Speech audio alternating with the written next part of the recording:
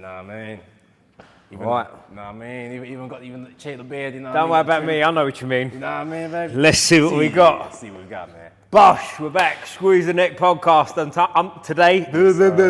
today I'm back at City Fight Camp, City Boxing Camp. I always mess that one up. City Boxing Camp in Stratford with my new mate TMoney. Thanks for doing this, mate. And as you can see, we get into what's on his wrist in a minute. I mean, we'll get to that, man. We'll get into the name, we'll get into everything. That's it. So just for context, we first met, like Emmanuel who's been on, check out Emmanuel's episode, at the Malik Scott masterclass, I think they call it, right? I always go to call it seminar, but it's masterclass, right?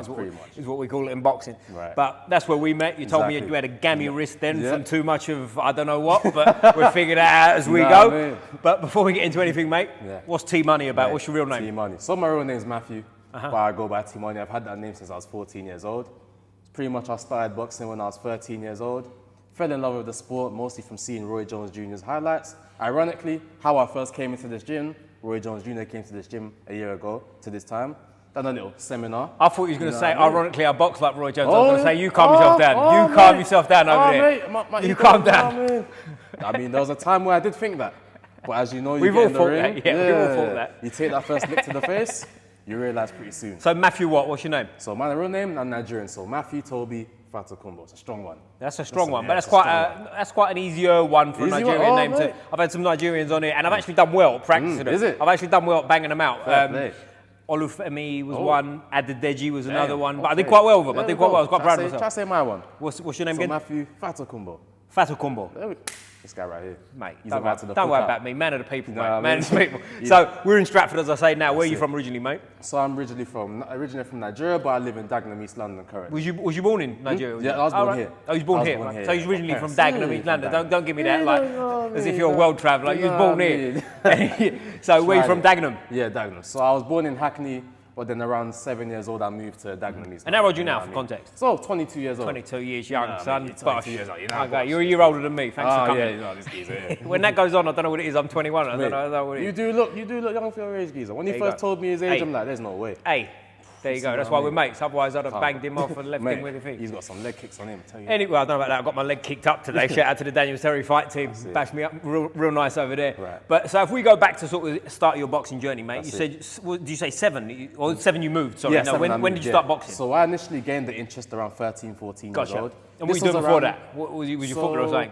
Oh, mate, if I was a footballer, what would they be speaking here? Like, I don't mean a footballer you did it for a living, but like, did you play football? No, I played football here and there, but that's what I mean. Wasn't any Everyone good. Did, right? Yeah. You wasn't any good. Yeah, that's what I mean. I would have been in this ring. Right, I got you. So I played a bit of football, a bit of tennis, but wasn't really good at any of those sports naturally, to be honest. So then the period where I got into boxing was during the Anthony Joshua Dylan White fight, around 2015 December. That's when I kind of got intrigued, because I've always watched boxing here and there, never really got invested. But that fight, the trash talk, the build-up, I'm like, oh, let's have it. No, I mean, T London's going out. Let's see.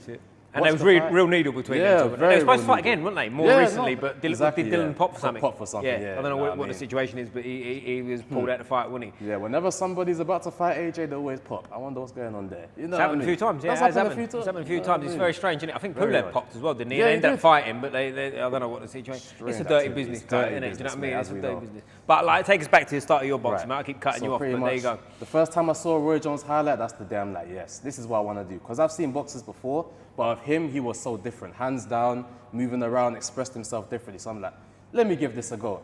So I started at 13, but I first went to a proper gym at 16 years old. And what are you doing from 13 to 16? But from 13, mate, I was studying at home. Okay, well, I'm one of those self-trained punching the wall and all that. Oh yes, wait, we'll get to that. I was punching the wall, shadow boxing every day on YouTube, watching these fight channels, precision striking, Coach Anthony, those type of ones. The film studies, Barry Robinson, you probably know of him. Yeah, of course, watching them analysis, all of that. When I was supposed to be doing homework, I was pretty much watching boxing all day, practicing the moves. And I got to a point where when I went to the gym for the first time, they were asking, how many fights have you had? Right, okay. Knowing that's a good compliment in the boxing gym. 100%, because most of the time, for anyone who hasn't been in a proper boxing gym, you go in there and they'll say anything but anything positive. Exactly. Do you know what I mean? Anything ain't positive, they'll give it to you. Exactly. But like, why didn't you go to a gym straight away? Was this a parent's thing? Yeah, this was a parent's. I wanted to go straight away, but my dad was like, yeah, I don't really fancy this. Oh, really? Finish your GCSEs first. Right. We did give karate a go, but I wasn't really a fan of the in and out. Right. It was a bit, don't scratch the itch. It's not really, they didn't really do it for me.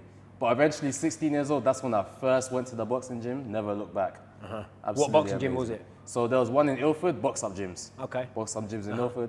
There was a brilliant place. Then they had another one in Barking as well. Okay. So they have many around the area. So that was the first one I was exposed to. And there was also a club in Future Youth Zone in Dagenham. I went to that one. That's the one where I spent the majority of my time. Sparred a lot of rounds there. Man, I'm telling you, I went to some gyms in Raynham. I went to a gym called Left Hook Boxing ABC, that one there. I got put, oh Lord. That's when I realized this game is different. Put some manners on you in there, did they? Left hook, put some manners on you. Oh my goodness, I realized that day. I remember the guy coach, I think his name was Berkey, I believe. He even told me, listen lad, you've got the talents there, the work ethic, not so much. And at that time, use the lazy kid with talent. Oh, you know what I mean? Because you start shadow boxing, going a bit, giving it a bit large. Then when it comes to the drills, you know what I mean? The I'll use that kid. I'll use that kid in the corner. You know what I mean? Getting a bit gas, you know what I mean? And then they go 10 push-ups and you go, I need a wee. Yeah, you know what I mean? But I'm telling you the one thing about that tested me because I knew this sport is different. There's one thing looking at it, another thing doing it. And once you do it, once you get into the first part, which we'll get into, you have a different type of respect for the fighters that you see in the ring. You know there's a lot of fighters in the comment section, a lot of guys in the comments, he's a bum, he's running away. He's this. Get in the ring, have a spar. But that's the thing with boxing, and like a lot of, and we all know, we all know it. People that have been in a ring for real know it. That it's a lot different when you're in there than what it looks like, innit? When it looks like you're watching these fighters and you think it's simple. Like you mentioned him earlier, AJ, he gets a lot of stick from people, doesn't he? If you ever see him up close, I was lucky enough to see him up close when he's an amateur. He's about a year older than me. Give me age away, but never mind. I was boxing at Earlsfield Club, and Finchley used to come down sometimes for sparring. He was at Finchley, etc. And he came down for sparring. I was probably 18 at the time, so he would have been 19, right? Looked pretty much like he did then. And like you're watching him move, you know, and you go, yo, I don't think he'd even won an ABA title. He might have done, I might be wrong on that, but I think it was like the year he won his first ABA title, and he come down for sparring and that, and it just, you know, when like you see it up close. Like, not that I hadn't seen other great boxers before, of course, there's loads around, but like, just because it's him on TV and people go, he can't do this, he can't. Listen, mate. See these people up close, it's a different thing. Level, and then forget seeing it up close, because that's a step up where people go, okay, wow. But then that extra step there and see how you feel and see what it feels like when someone, but forget any good boxers. When you're a grown man and 14-year-olds jabbing your head off, go and experience that. That'll do you some fun. 100%. That weighs 20 kilos less than you. 100%, man. 100%. That's the end of the rant for now. We've got plenty of time for rant. We deserve rant that. But so take us through. You said to me before you never boxed as an amateur. What's that about? I've had, you go to gyms, you go to another gyms, you have bouts like that, but I haven't had an official amateur fight. Why? Yet. What's going on there? So during 2020, that's when I was training for my first bout. Right. Then lockdown obviously happened. Something's 2025, bro. Jesus you know Christ. what I mean? We get to Then I mashed up my neck. At one time I couldn't turn it. Why? What happened? You know what I mean? I don't know. I just woke up. I don't know if it was from sparring the day before or the day after. I don't remember. I couldn't turn it. Mate, this lasted for a long time. Flipping it. Then it started to get better. Certain movements. Let's say I'll do this. I'll feel it here. I'll do it's like chronic movements. And now it's okay now? It's okay now. Look over there. You know what I mean? Yeah, look back to me. Good. No Mate, more excuses. No more excuses. Hey. I could not do that 3 years ago, I'm telling you. Yeah, I got you. You know what I mean? So and now you got your little gammy wrist. Flips. So it's as simple as that, just injuries and stuff. Yeah, I'll tell you, that's been one thing that's just lingered me throughout the past 3-4 years, to be honest. I've had many things. I've had flipping costochondritis of the flipping chest over here. It's not ideal. Are you like one of them that's like, if you got a fingernail that hurts, yeah, you're injured? Mate, I wish it was a fingernail, man. Flipping it. But honestly, so after that period, 2020, I started to train, get back into it. I took a bit of time out because I'm like, forget boxing. Kind of was it like girls and chill and stuff? I got you. I mean, let me bulk up a bit, you know what I mean? Started to prioritize a bit of weightlifting. I got you. Then around, I say, late 2021, late 2022, that's when I started to get back into it. That's when I went to box up gyms. Okay. Anthony Yardo's always there. You always see him around there. He's the same as he is in the gym as he is in interviews, by the way. Okay. Funny guy. He's a funny guy. Yeah, 100%. Started to get back into it.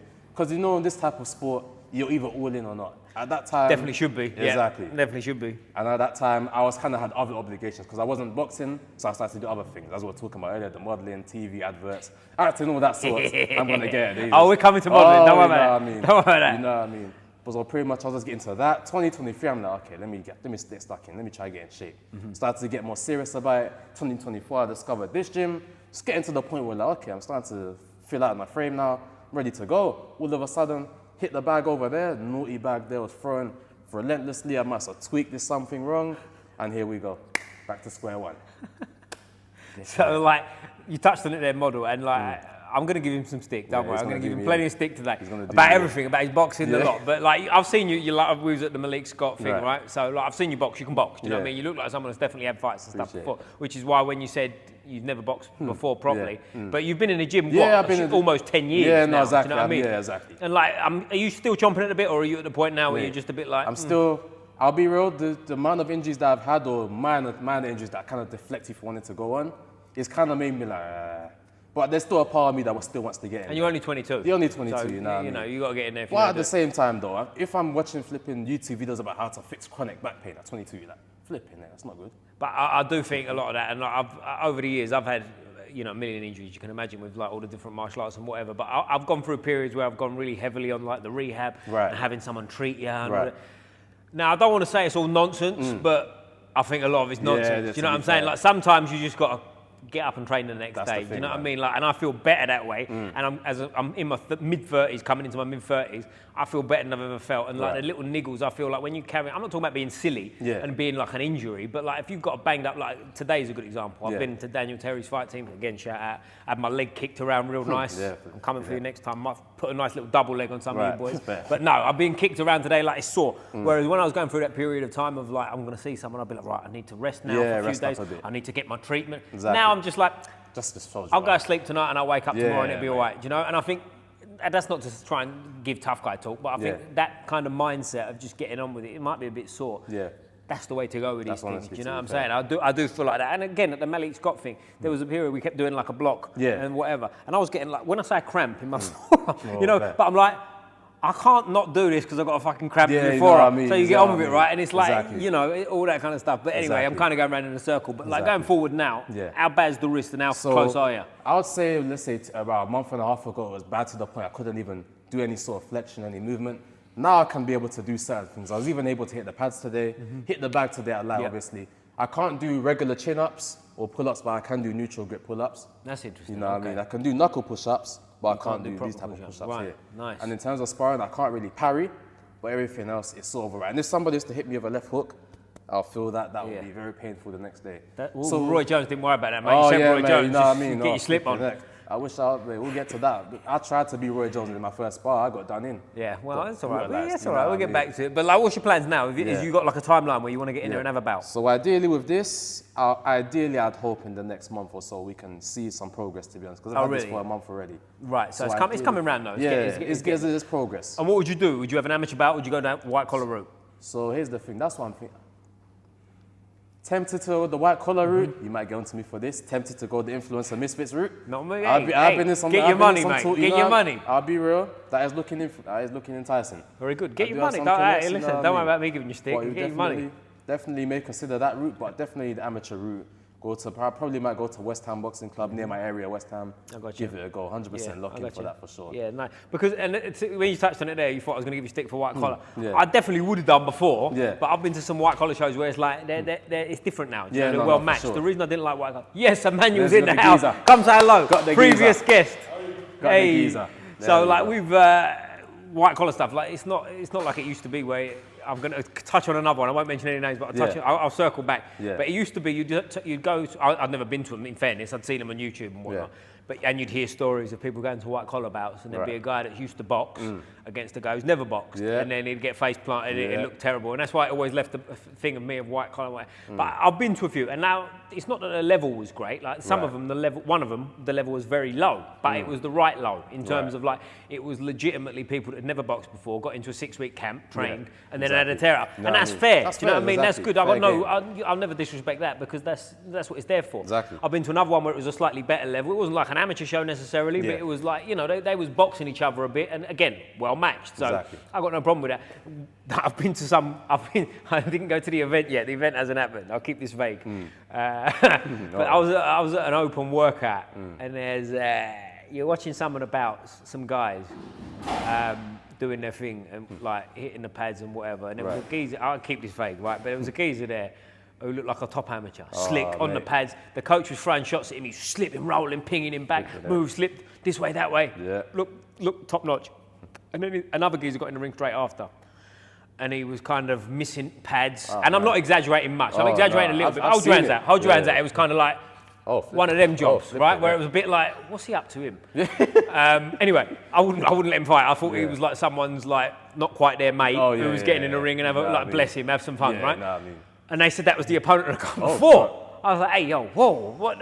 That's a like, really one, that. Do you know what I'm saying? And I was just like, but anyway, that's my gripe with white collar boxing because the other geezers obviously a real boxer. And I don't say, again, I'm not throwing shade on white collar boxers saying, oh, you're not a real boxer, none of that. Yeah. But the other guy was a real boxer, and this guy weren't. And they said he'd had a few bouts, and I thought, who's he fought? Like, but anyway, regardless. But that's my gripe with white collar. But overall, yeah, I mean, if you go in and you get matched up properly and they're not scumbags about it, I think it's absolutely fine. I don't think there's anything wrong with it. Exactly. And even the 0-0 records, they're very deceiving. Someone can be 0-0. They've had 50 fights in Muay Thai, 20 in kickboxing. There you go. So they're not inexperienced when it comes to fighting. No, they might be an MMA fighter, and they box. Someone like yourself, you're 0-0, but you've boxed for years. Do you know what I'm saying? But it's 0-0, but I'm not really 0-0. There you go. And it's like, it's a different thing stepping in there under the lights and you're in the change room and it's fucking nerves kicking in. Exactly. But listen, you'd rather be nervous with skill set in your back pocket, wouldn't you, than a geezer that's just turned up. And that's where you got to be, that's where it's a dangerous thing. I'll tell you another thing they used to do back in the day. There was, and someone else can help me in the comments if I'm getting this a little bit wrong, but they used to do so.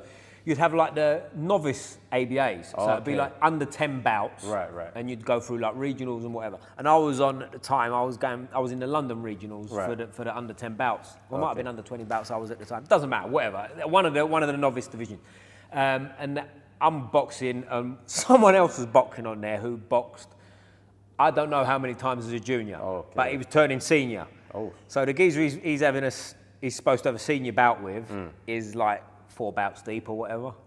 And he's had, I don't know how many, let's say 80, just for a round number. But I'm not far off. Yeah, no. Top youth amateur, and he went on to be a top amateur. Again, I won't mention names, but and he weighed in. And the other coaches were like, what's he up to? He's had fucking 1 million bouts, do you know what I mean? But at the time, and I think it changed after this, and again, someone correct me if I'm wrong, but I'm pretty sure they changed it up, not necessarily because of this, but after this, because of how dangerous it could be. Yeah, no, for sure. The guy, anyway, who'd had 4 bouts, pulled out, and they didn't, and he went through, and then it was like, I don't think he carried on because the real ABAs were coming, and he went on to do that, right? Exactly. But there was a period where you could do that, and that's like, for anyone who doesn't know, I don't care if you've had youth bouts and now just because you're 17, 18, you're going into the seniors. How dangerous that could be. But I mean, it's hard, isn't it? Because I tell you the one thing I have a real problem with, and I know I'm going on a rant. I told you I would. Love the rant. But it's always what I do. When you're not that smart, you go on rants. So with people lying is what I'm getting at, right? So on white collar shows, I've heard that too, not seen it necessarily. But my friend who was in a camp on one of these, like, no one's ever boxed before, we're doing 6 weeks or 8, whatever it is, 12 weeks of training, and then we're going to have a bat. He said there was guys on the show lying. That were clearly boxers, you'd see them doing the pads in the back, and then they'd get in sparring and they'd sort of move around and slip and like let someone jab them and like throw a silly jab, just so they could get in the ring and like, scumbag, innit? Do you know what I mean? But like the reason I bring all this stuff up is because with someone like yourself, it's tricky because you haven't had any bouts, so it's not, you're not really cheating to get in there and have a novice, right? Do you know what I mean? Like, how does it work for you, and what's your sort of game plan, if you like, going forward? So for me, as we said, I'd probably go down just the traditional amateur route, and I'll probably have my first fight when my coaches to tell me, you're ready, son.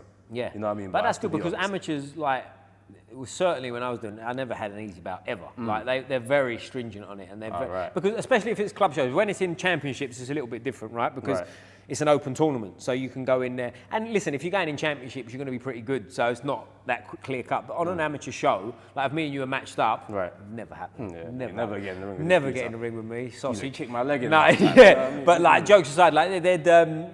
If we got matched up, there's not that element of like, oh, go and bash him up. They don't do that. They match it well because they want that. They don't want the reputation as like a fucking scumbag. Do you know what I mean? So they'll match me and you because they think it's going to be close. Now, if one of us chins the other one, that's life, right? But exactly. But if you go to a lot of these club shows, what they call club shows for anyone who doesn't know, that you'll get a lot of like close fights. So there'll be not that many knockouts because they're matched for the reason of me and you have both had, I don't know, let's say, pull a number out there. We've both had 10 bouts for round number's sake. You've won 6, I've won 4. Do you know what I mean? And it's like, it's close. Do you know what I mean? Exactly. And they get it right. Whereas white collar, and again, I'll keep this very vague, but I think the person I was speaking to might be a bit of a scumbag, offered me something against someone who'd never fought before. And I'll keep it vague. I won't say which rule set it was under because I know, But, and I was just like, and again, I'd seen a clip of this person, and this is not me trying to give tough guy talk or pat myself on the back. I just saw what he could, well, more relevantly, what he couldn't do. And I was like, you know what you're doing. You're bringing someone in to bash him up because you want a fucking fun show. And that rubs me wrong. I don't like that. That would never sit well with me. Honestly. Do you know what I mean? And they was on me. They was ringing me. Why won't you take it? Exactly. And then they even tried to play the what are you scared? And I was like, mate, listen, mate, forget it. And I think, again, I'm keeping it vague so it doesn't matter what I say, but I was kind of got to the point where I was a little bit like, how about I fight you on the card instead? Bum. And, do you know what I mean? Yeah, exactly. Oh, no, it's not like that, mate. And I was like, no, it is like that. You want someone to get bashed up. Exactly. But anyway, and fair play to you because another guy would have taken that bout. 100%. But that person's a scumbag and a coward. Like, what good is that? You know what I mean? You don't learn from that. You don't learn from that. No, listen, the clue's in the name. You're going in to have a fight, not fucking bash someone up. Do you know what I mean? You want to bash someone up, walk along the street and find someone. Exactly. To me, it's bullshit. Like, I don't like none of that stuff. I don't believe in that. You know, you're going to hurt someone for nothing. We're not talking about, again, if it was like, I don't know, grappling, I grapple a lot. Doesn't matter as much because you can get them in a nice position, they'll tap. That's different. It. But like when you're punching people, kicking people, that's when we. That'll never sit right with me. That's not right. I don't care. You know, that's not right. That's not right. But like you said, West Ham's your club, is it? That's where you're going to definitely visit there for sure. And what's your routine now with the wrist? So pretty much, if this, I was limited to a point where I couldn't really do anything. But now, sorry to cut you off. You're in shape though, right? So you're training. What are you doing? I'd say I'm in shape, but not fight shape. No, of course. But like you're fit. You're able to train. It's not limiting you that bad. Sure, 100%. So I'll still do my regular, normally the days I'm in here, I'll do a little session. The days that I'm not here, I'll do some calisthenics, do some shadow boxing, heavy bag when I can with the pads. I do have to be careful with the power when I'm throwing on the bag and the heavy bag on the pads. I said heavy bag twice, flipping it. But overall, I'd say I'm getting there, getting into decent shape. I was in much better shape when I was 17 years old, 100%. Yeah. But I'm trying to get into that frame now. Trying to also pack on a bit more muscle as well because there was a time when I was just a skinny kid with fast hands but no mass. Right. And you go into the gym, you spar some guys, maybe not as quick as you, but they've got the weight. You feel their punches more, you feel their jabs more. You throw your jab, they don't feel it, they just walk through it. That's interesting. How much do you weigh now? So I'm around 66 right now. 66. And what would you be looking to box at? What sort of weight? Are we talking like the 63 and a half category? Is that still there? Well, I would say 63. One of the coaches told me to drop down to 55. And I remember telling you that. That's a bit of a madness. No.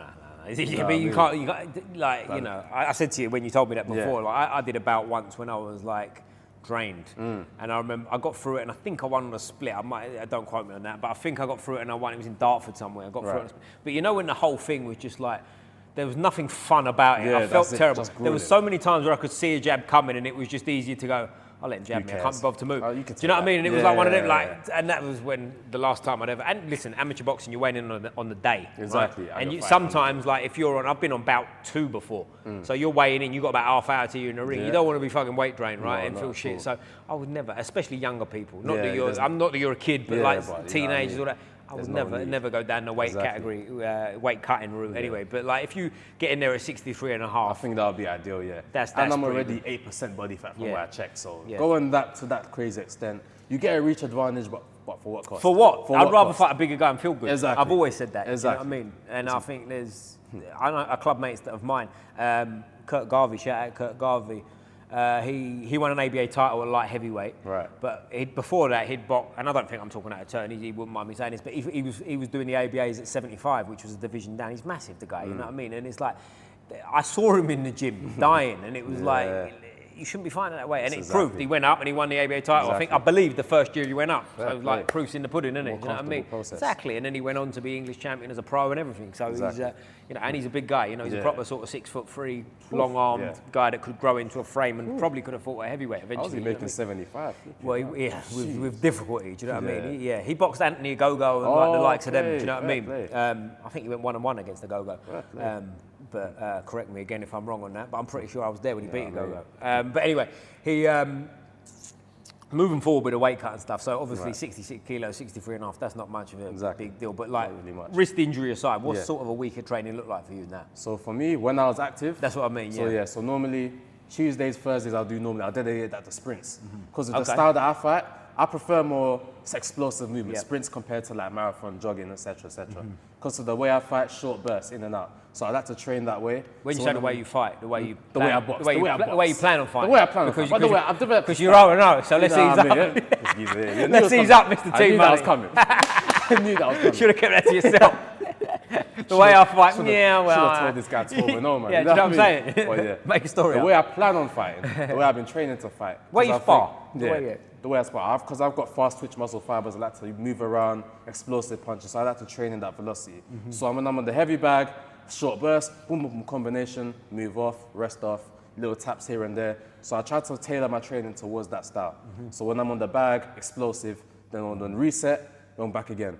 When I'm doing, for example, calisthenics, push-ups, calisthenics, all of that, explosive movements to the push-ups, etc., etc. If I'm doing weights, fast repetitions. Can't do weights no more, this thing over here, but you know. Then on Tuesdays, Thursdays, I normally do sprints. I'll do maybe 20 seconds on, you walk around, 20 seconds on again. Normally 10 seconds rest, but then sometimes on the third one, you're like, okay, 15-second rest, 20 seconds. You kind of cheat yourself, you know. But I try to tailor it to my body type and how I normally plan to fight. Because I'm not I realized quickly I'm not the type of guy to throw in volume. And I also realized quickly I'm not Roy Jones Jr. on my first spar.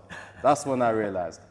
But I think it's important to note to train, like what you're saying, for your style, because I do think like there's an element of like, I come from Earlsfield Boxing Club, right? And their style is very kind of known as like a 1-2 move around the ring. And it wasn't me, you know what I mean? And if anyone from Earlsfield, not necessarily boxers, but coaches, they're fucking probably going, man, you were shit anyway. All right, man, thanks, but you know, comment below or something. But like I realised pretty, well, maybe I say quickly, you realise quickly, but you don't necessarily implement it quickly. That coming forward and being aggressive was my style. And I think for you, who hasn't been in there yet, and I'm going to keep saying it, hasn't been in there, fucking bum. But it's important to know, do you know what I'm saying? I think going in there and be you, because again, not to sound too like flowing with the wind and be who you are, but like, it's better to lose boxing the way you want than lose the way someone else has told you to. And, and that's not being a know-all of like, don't listen to your coaches. Know yourself. Exactly. Like when I first saw you, I already assumed pressure fighter, come forward, take two to land one. I already knew that. He's doing well to take two to get one. What's that about? I mean? I could tell you don't mind getting a knock. Me on the other hand, what does that mean? I'm ugly or something? You got an ugly face. Mr. Model Man over there. Listen, you didn't think I was a model when I walked in, no? You're out of order. You're fucking out of order. This geezer's Bellator MMA champion geezer, I'm telling you. There you go, that's better. He's bringing it back. Well, yeah, for me, I knew from early, even when I started, I'm the type of person to like wait for you to make a move. I always knew I'm not a pressure fighter. I'm not going to come forward, try to engage in the fight to that extent. I'm only the type to use my movement, wait for you to make a mistake and counter, because I've got quite an annoying personality. I tend to annoy people outside the ring, as he knows. How long have you been in? You know what I mean? So I'll try to do that in the ring, because I know myself. As you said, you either win or lose fighting how you want to fight.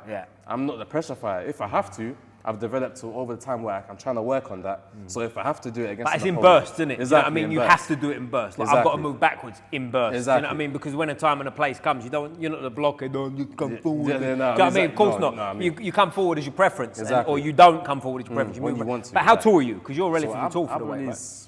5'8", 5'9". Yeah, exactly. So you're gonna like a long wingspan. You're gonna ping people about and do your thing, which is what you want to do. And again, don't get down to 55 kilos. Oh mate, that's the moment when he said that, I told him absolutely not. But I thought he was joking. The geezer. But people will always, I think, criticism's the wrong word, but it's the right word in other ways. Like they'll always tell you something. They'll always want to do it this way, do it that way. You go, why? And they ain't really got an answer. They'll just talk around in a circle and they'll lose you. You know what I'm saying? I think like a lot of boxing coaches can be caught in their way, stuck in their ways. Do you know what I mean? Like 100%. Old school, and they go, throw a jab this way. Exactly. And you go, but you told me to throw it that way, and I'm relatively short for my weight. And you told the 6'7" guy who's long, fights in the same weight. That's the thing. It's like, which is it? Do you know what I mean? And like I'll give you an example with you being sort of in the lighter weights. Like for sparring, you're always going to have fast, quick people. Whereas someone like, I thought my best weight boxing in the amateurs at the time would have been about 75. Okay. I could do 71 as well, and people would probably argue that, but I was younger, whatever. But the reason I bring that up is I was spoilt for choice sparring. Right. Because you're kind of big enough and small enough to spar with anyone in the gym. Do you know what I'm saying? Whereas like if you're like, exactly, some guys in the gym to box at 60, they're not necessarily going to spar with heavyweights. Do you know what I'm saying? Whereas I could spar with a lighter guy, and I can tell you now, they're harder rounds because their speed is a monster. And I've said it on here before. Lewis Adolphe won an ABA title at 63.5 kilos, and he hurt me in sparring with a body shot more than I've ever been hurt sparring with heavyweights. Do you know what I mean?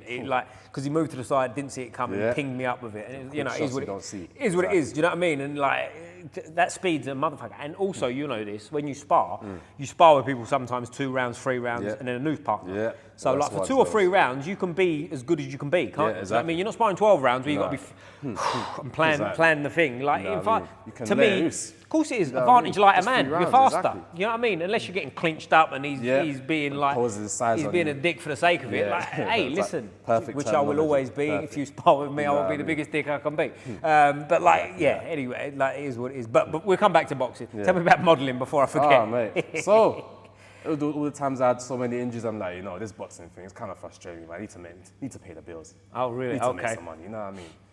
Because there was a point where I was all in boxing. When I was 13, I'm like, WBC championship. Yeah, greatest of all time. I mean, greatest of all time. Still have them deep down, but I realized I need to do some other things as well, along the lines. While I took a hiatus from the sport. So I dived into modelling for a bit, saw an advert. What sort of modelling? You know what I mean? So commercial modelling. Okay. There's a bit of weirdos in the industry. I was going to say, how many? They let you keep your clothes on or what? Oh yeah, fake mate. Listen, mate. Let me tell you. There was one of these shoots that I went to. No. Mate, I told them there and go on, then. tell us. I told them there and then. Stern look.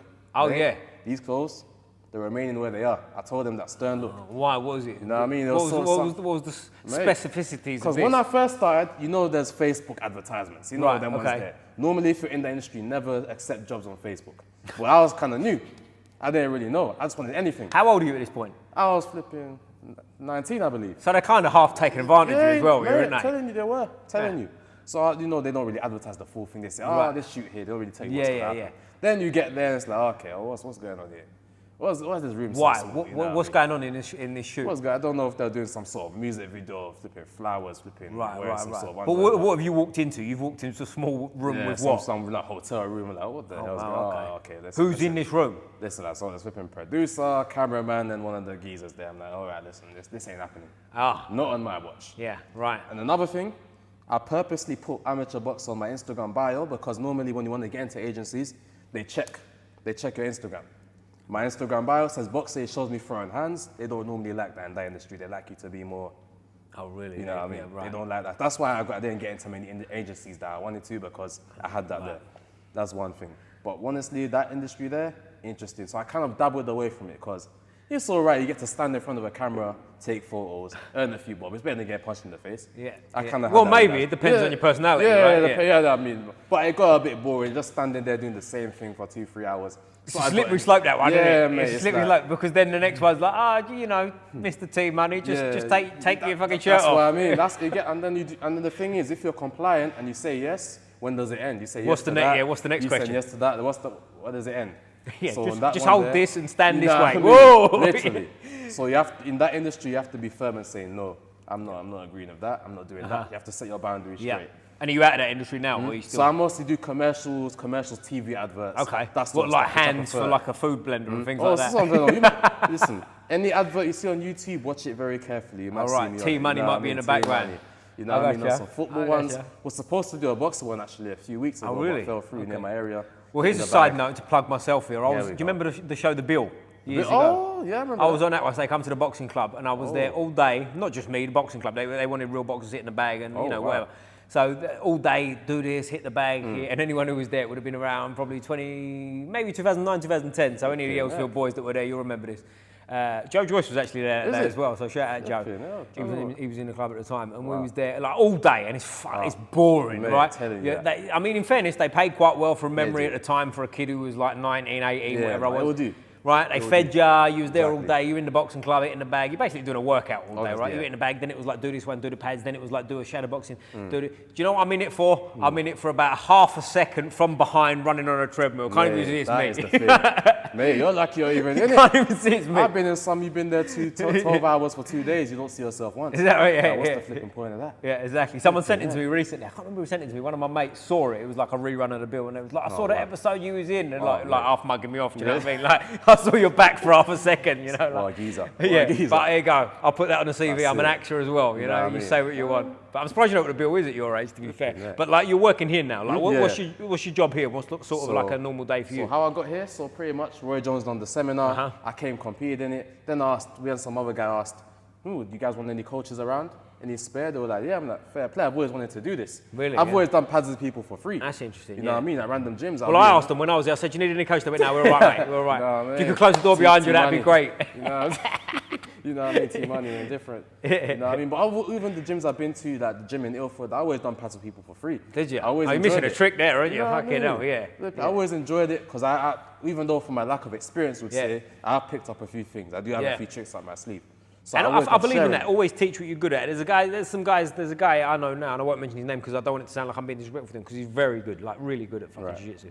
And we was chatting recently, and we were saying about like I'm thinking about maybe starting and training jiu-jitsu and like or teaching jiu-jitsu. I was like, mate, teach jiu-jitsu now, and he was like, oh, I don't know if I can like teach this. I was like, bro, just teach what you're fucking good at. Do you know what I mean? Just teach it because you are good at it. Like, stop it. You're smashing everyone up and down the mat. Do you know what I mean? You're choking everyone. Like, what are you talking about? But like, I'm a believer in that too. Like, we all know boxing coaches, right? Yeah. We all know boxing coaches, the whole pads, and you go, all right, lad. Like, where you learn that from? All right, lad. Like, we've had that, and you start, and I'll tell you what I heard once, and I wasn't talking to myself, I was just around the conversation. Shane McGuigan, I think it was. It was, sorry, not Shane McGuigan, it was his strength and conditioning coach. I forget the guy's name. If you find you, mate, let me know. I was talking to him, and he was saying about like how like guys would go, you know, when they do like an open workout with someone at like a Westfield shopping centre or something, and someone would like try and just be a bit of a geezer and go up to him and go, oh yeah, Shane, I used to box and blah blah, and like I'm hearing this story secondhand, so like where, but he said like Shane would go, oh, you know, be really nice to him. If you ever met Shane McGuigan, he's a really nice, like polite person. And he'd say to him like, oh yeah, where'd you box? And they'd have a bit of a vague answer, and just calmly he'd go to him like, oh yeah, you know, how many rounds did you box? Oh, how many minutes was the round? What ounces were the gloves you boxed in? And before you, like, he's completely like ruined them, and then before you know it, they go, do you know what I mean? So there's a lot of that there as well, isn't there? But that relates. The reason I bring it up is that relates to coaches as well. Like, how many times have you seen pad men that do it behind the back, spin around, and you know when you go, you ain't doing that in a fight. Yeah, what the fuck is that? What is that? Do you know what I mean? I've had some great pad sessions, and Malik Scott's a great example. Yeah, that was to keep mentioning it. Brilliant. So simple what he did, without giving away his tricks. But it was, when I say simple, we was all sweating like pigs, weren't we? He was definitely sweating more than me. Sweating more than me. He was crying at one point as well, I think. Didn't you have to call your mum? Yeah. Anyway, side note. But no, jokes aside, very simple, and it was like one of them things. It was almost. How can I put it without making it sound like I'm talking down about it? Because it was fantastic. I messaged Malik after, he was a great guy. I messaged him saying it was one of the best things I've ever done training-wise, because it was. But it was so simple. It was almost like he didn't show anything that a normal boxer wouldn't know. Exactly. He just showed you how to do it right, how to train it right, when to do it, where to go after you've done it, where to have your hand, etc., etc. And it was just perfect, wasn't it? But simple. And then you got the pad man throwing 50 punch combinations that have never boxed before. Yeah, I mean, and as you said, the why, the when, and the how you're going to throw the punch. Many coaches will say throw the jab, they don't say why you're going to throw the jab. Yeah, and it was, I don't know how long ago now, roughly a month ago. Yeah, exactly. Honestly, I'm not saying this for a fact, I don't think there's been a day since I haven't found myself, you know when you're sitting there in your own time daydreaming, thinking about a certain thing he said, what to do with your foot or where to put your hand, and it was just fantastic. Mate, so if anyone gets the chance to do a masterclass with Malik Scott, brilliant. Bite his hand off and do it for sure. But like if we go forward now, like your wrist is coming together a little bit. Do you want to fight this year? Realistically, yeah. Realistically, yeah. But we'll see how this goes. But ideally, I want to get out Decemberish. Yeah. Because the boss man over there, he's trying to get me in one of his shows. Yeah. You know what I mean? So he's shaking his head, saying no. He's going no. He can't box. You know what I mean? He said to me in private, he's going to get you a tennis match instead. Mate, I want it to be a tennis player actually. Side note. But ideally, yeah, but realistically, I'll be thinking next year, to be fair. Yeah, that's cool. But to be honest as well, you'll learn so much. And listen, not that I'm trying to talk like an old man and like I know everything, but like, your first bout is important until you've done it, right? Exactly. And then like after, you'll look back in 5-10 years when you've had extra bouts. Yeah, you'll be like, it won't matter shit. It's just a training session, really. It's not. Don't get on me, but it's. Do you know what I'm saying? In reality, it's a learning experience, and no one gives a fuck. You know what I mean? It is what it is. So like. Definitely, man. Jump in there. Like, you've got the skills to go in there. Like, if you was to lose, you lose. So what? You know what I mean? You've learned the lesson. Get on the jab. Your hand's hurting. Great. Now you figure out how to not have to, you know what I mean? Because you're going to be in there at certain times. And how many pro boxers have broke their hand during a fight? During a fight, yeah. You got to get on with it, do you know what I mean? It is what it is. But, man, I think, you know, and at 22, fucking hell, man. Like, my advice to you would be get in there as soon as possible, as much as possible, and figure it out after. Do you know what I mean? If you have, let's just go on the negative end of it. This one, I'm not saying this will happen, I'm sure it won't, but let's just say you had 10 bouts and you lost 8 of them. Who gives a fuck? At the end of the day, who gives a fuck? Because the next 10 bouts, you'll figure it out. Exactly. You know what I'm saying?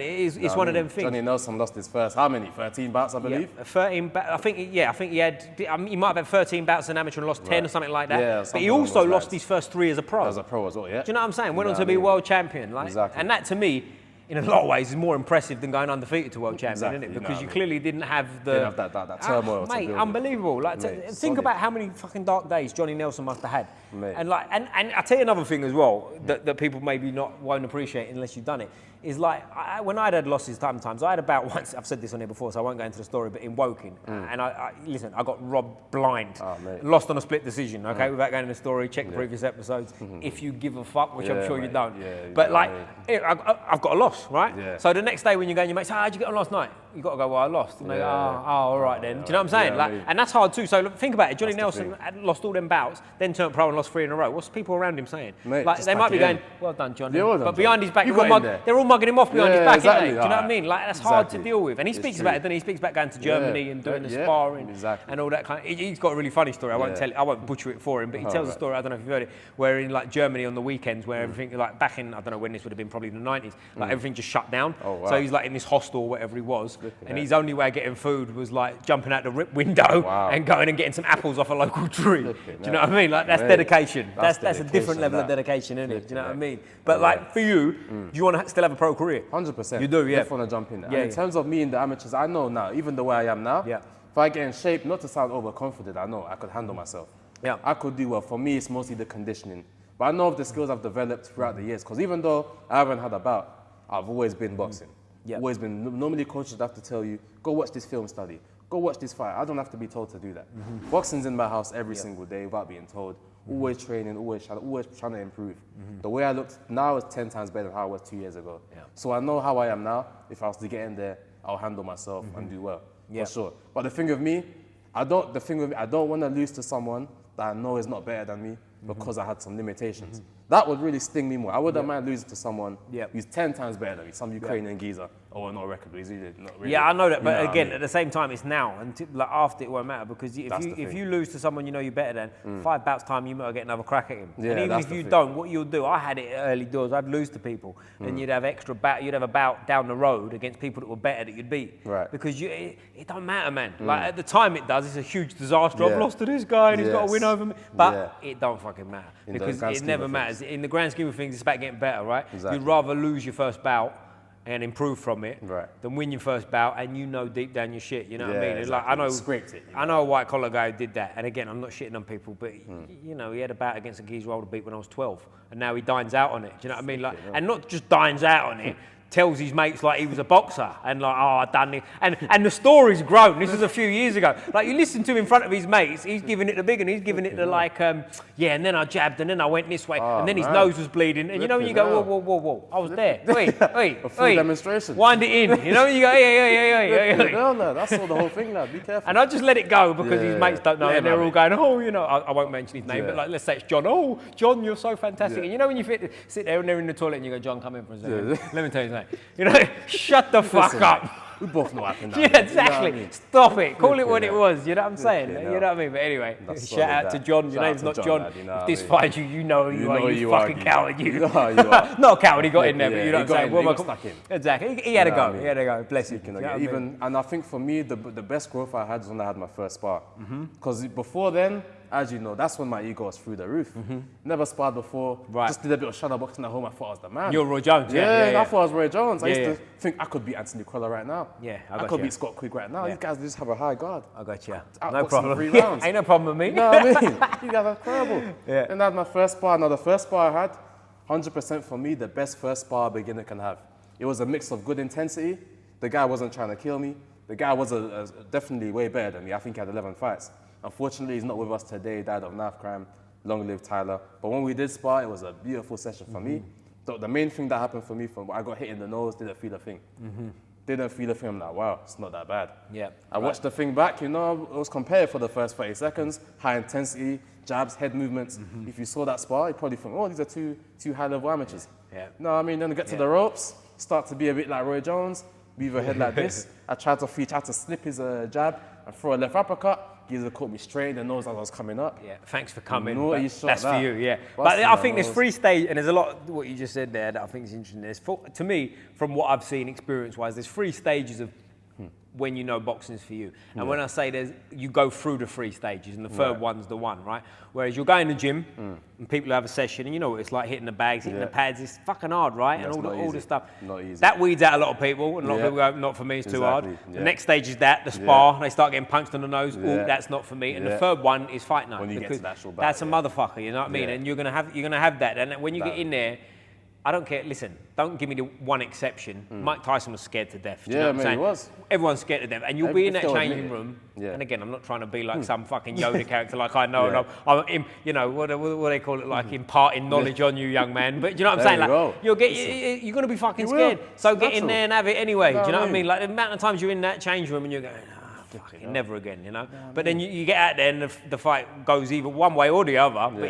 as soon as, from my experience anyway, like as soon as it was over, it's like, when's the next one? Boom. Do you know what I mean? And then you're back in the change room a couple of weeks later and you go, I fucking do this sport. You know what I mean? But that's part of it, do you know what I mean? And I think everyone feels that way in the same. It's like the old Customato thing of the hero and the coward. You familiar with this one? When he says about the hero and the coward, they both feel the same. The only difference is what the hero does and what the coward doesn't do. And I think, you know, I think it's true. You know what I mean? There's a fucking, that time in the change room is horrible for anybody. And like, and it doesn't seem to matter. Like I boxed on the Haringey Box Cup, where there's fucking, I don't know how many people there, and I boxed on club shows where it's like you're one of the last bouts, and there's about 4 people left, and 3 of them are related to you. Do you know what I'm saying? And the feeling's the same. You're still just as fucking scared. Do you know what I mean? Still a scrap. Exactly. It's not, and it's not like, as I said, that's from the sparring one. You know, if it's for you, you're not scared of the scrap. No. Because you're scared of losing. You're scared of people watching. That's the thing. I've got to walk to the fucking ring. Exactly. So there's so much like mind fuck to it. But man, listen, get in there while you're young. You're 22. Get in there, fucking do it. By the time you're 25, you could be 20 amateur bouts deep and turning pro. Do you know what I'm saying? So just jump in and do it. But like for now, like what's your job here? Are you a boxing coach? I'm one of the coaches, one of the personal coaches. So normally how I started, Roy Jones came in, I started to do some coaches, done some test tries with Emmanuel over there. They thought I was good. I'm very good with that, communicating, having people a good class, giving people good workouts. So normally I do one-to-ones here, beginner classes, women's only classes, youth classes. Them kids take my energy. Do they? You know what I mean? Youth's tough. Yeah, the youths are tough, mate. The youths are Youth's tough. That's the hardest I've ever taught kids. Give people some good workouts, because there's some coaches back in the day that used to terrorize me. So I use that pain and I terrorize them. That's you know them burpees, 100 burpees. You go to a gym, 100 burpees, lad. All right, when are we going to hit the pads? When are we going to hit the bag? When I fucking tell you. When I tell you. Hitting bags and pads in some gyms is a luxury, you know what I mean? Yep, exactly. And then, by the way, some gyms as well, that you'll be on the bags and you'll be like, that's got to be enough bags for now, right? Yeah, how many times are we doing the bag? We're 8 rounds deep now. Like, this is too much. But I tell you what's be interesting to hear from you is like where you haven't boxed yet, like, but you've done an awful lot of training, like, so you'll have a wealth of experience going into a bout. Like, what do you think for you? What's a good way to train, like, in terms of a boxing session? Because a lot of people go, like, I do strength and conditioning, I do boxing. It's quite vague. Like, what's a boxing session look like for you? I think for me, similar, and I had this realization similar when we were doing the Malik Scott thing. You know, when we were doing the fundamentals, just taking those steps. A lot of our legs were burning just from that. So as I believe he said, if you want to get boxing, box more. If you want to get good at boxing, box more. If you want to improve your jab, throw your jab more. If you want to improve your power, hit the bag, throw the bag hard. If you want to improve your speed, throw fast. So strength and conditioning, it has its place for sure. Definitely has its place. I would recommend doing a multitude of things. But for me, personally, how I've seen it, and all the older fighters like Sugar Ray Leonard, all those guys back in the day, all they did was hit the heavy bag, they shadow boxed, and they jogged. Simple 3 things. Maybe do push-ups and shit. Yeah, some push-ups, calisthenics to your body weight. That's all they need. And they were in phenomenal shape. They were going 15 rounds easy. So I think nowadays there's a lot of strength conditioning.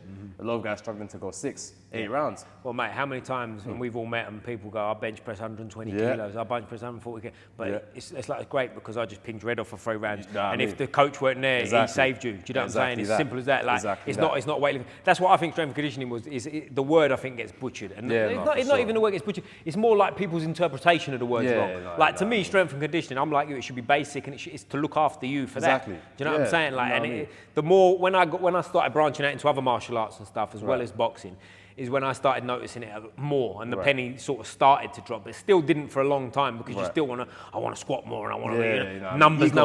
Yeah, but you don't need it, and it's about looking after yourself. And I found like when you stop doing that and you start doing more sort of, I'm just doing it right, the numbers go up anyway. Do you know what I'm saying? And it's like, but I don't care. I'm doing it to look after this, for that. And the reason I say it clicked a little bit more but not entirely because I'm a blockhead. But like when I started doing other stuff, it's because the injuries are different. If all you do is box, your body accustoms to boxing. So you for the most part will get away with injuries. Do you know what I mean? But then you start grappling as well, and someone's yanking on that arm, someone's kicking your leg. Then the injuries start to come, and it's like I ain't got time to go and squat heavy. My fucking leg hurts. Do you know what I mean? I can't go and do 700 pull-ups today because my fucking elbows hurt. You know what I'm saying? And there's all of that to it, and I find the smooth training, like the amount of things you listen to on different pieces of whatever, but you can lose yourself in things. I personally think after all this time, basics is king, man. That's it. Do your basics. Look after your body. Train your body to be a human body first. Exactly that. Get in there. Functional. Let the boxing take care of the boxing. Do you know what I mean? It should always supplement that. Exactly. Because, you know, there was a guy, I don't think he ever actually fought, but he would rush from the boxing club. It was a heavy lump. Shouldn't have been a heavyweight, but was. Do you know what I mean? He was He could have burned off some excess. I mean, he should have if he was committed to boxing, he would have been a middleweight. Oh, wow. He was probably 6 foot, normal-ish build, but jacked. But he'd leave the boxing club like sharp on time. You know when everyone's like finished, done our circuit. Untying the wrap. We're just taking our time. He's rushing to go to the gym up the road because he's got to squat 200 kilos tonight. Come on.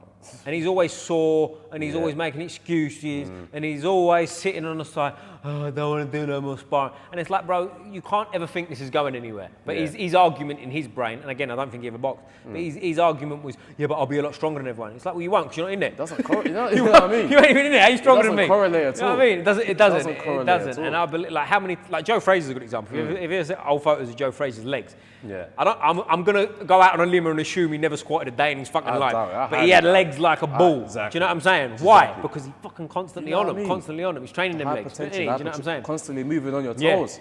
Calves are activated. Exactly. You know what I mean? So like with you now, we're coming into, June, we're filming this. 1st of June tomorrow, we're filming this. So like this will come out in a few weeks, probably be into July. But like by that point, I want to see you in a fucking fight camp. I want to see that little, mate, I didn't say it, I nearly said a bad word, that little frail thing off of your fucking wrist. Hey, no one wants we're off and rolling. Than me, mate. I want this gone. Here's the thing, and I'll say this on camera. I'm coming back, and me and you are going to spar soon. Oh my god! Just so I can say you're fucking training for a fight. I'm going to call up everyone I know and go, T-Money. T-Money's looking at himself in the mirror, parting his hair, trying to be pretty. Get him a fucking fight and put him on it and post it everywhere so he's got to do it.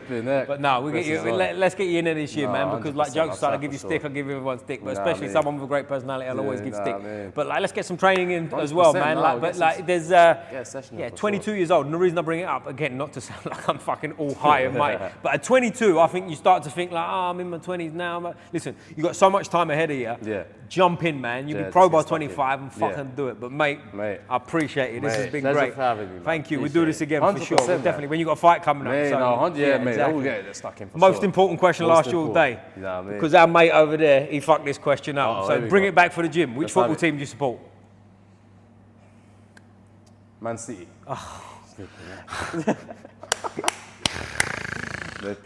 Man City? Man City. You know, I'm going to make this even worse. I'm going to make what I just said even worse. I used to support United. How? You don't change teams, bro. Mate, I'm telling you, I used to think I'm not going to change, but I just got to a point. You can't change. You can't change. They were just pissing me off but so much. I understand, because at no point in that did you say Chelsea, so I'm a bit lost. You know I'm lost. Because I've always liked Man City deep down, but I'm like, you know. How'd they do this year? How'd they do this year? Oh, you know, they can't call me a glory hunter, you know what I mean? I'm still saying. Well, no, but they did win it 4 years in a row. They've won trebles. I'll call you a glory hunter. Just remember the right answer is Chelsea for next time. Mate. Chelsea. I don't have to shake my mate, this has been a fun one. I appreciate you. I always finish with a fist up like this, mate. Squeeze the neck. Boom, boom.